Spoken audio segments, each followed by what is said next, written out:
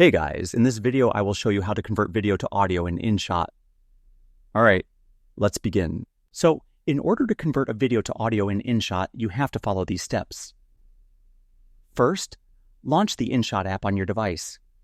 From the home screen, tap on Video, and then choose the video you want to convert from your gallery.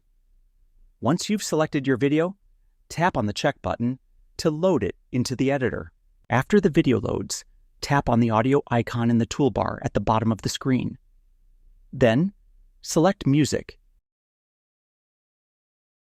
and choose Extract Audio from Video.